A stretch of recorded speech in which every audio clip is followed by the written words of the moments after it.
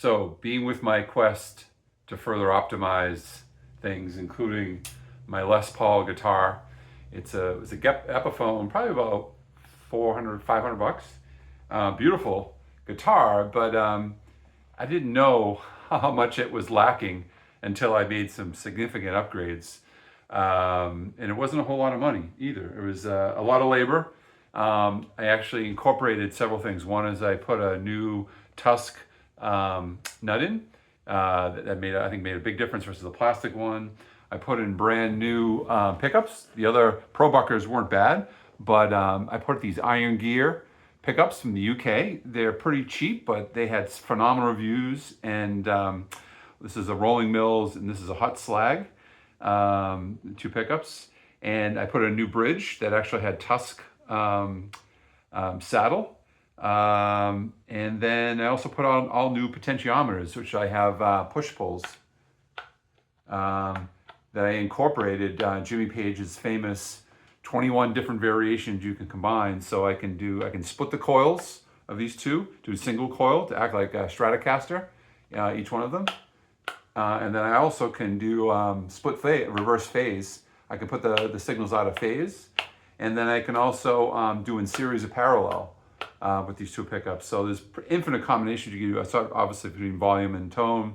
And then probably the biggest challenge was to do is I ripped the guts out of it and I replaced all the components. I put in new capacitors, really higher quality, bigger voltage rating, and I put these CTS pots in, which are the top of the line, and really clean. But there was a whole rat's nest of wiring in there. I'm not sure you could see, but it was quite the task. And I also put in shielded wiring for the longer runs, like to the switch and to the pickup, to the plug-in port. So overall, I was shocked. I haven't intonated it yet. I have to do some intonation and also adjusting the string height. But and these are probably 3 or 4 year old strings. But I was blown away of how this guitar sounds, of how it used to sound, and I didn't realize how well a Les Paul can be, and never mind the flexibility. But I'm completely blown away, and I think this got his approach a top of the line Gibson. When you look at spending 2.5 to 5 grand, I think these parts all in were I spent probably less than $100, or maybe $120, $130. For a $500 guitar to make it sound like this. I was blown away.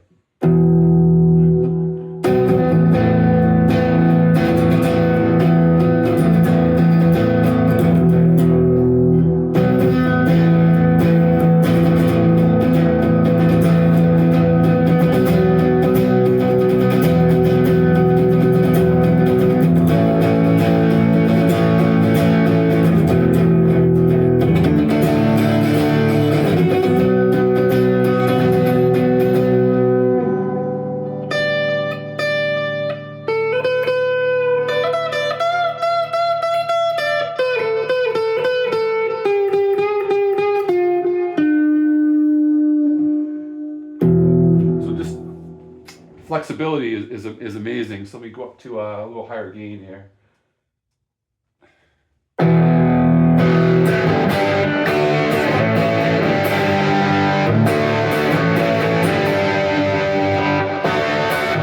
Low pickup. Upper pickup.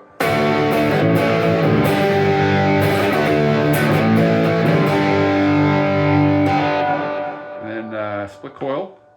We're splitting the two coils. And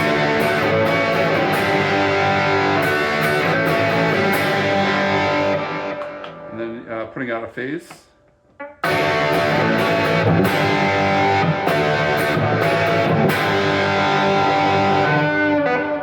And then a series of parallel.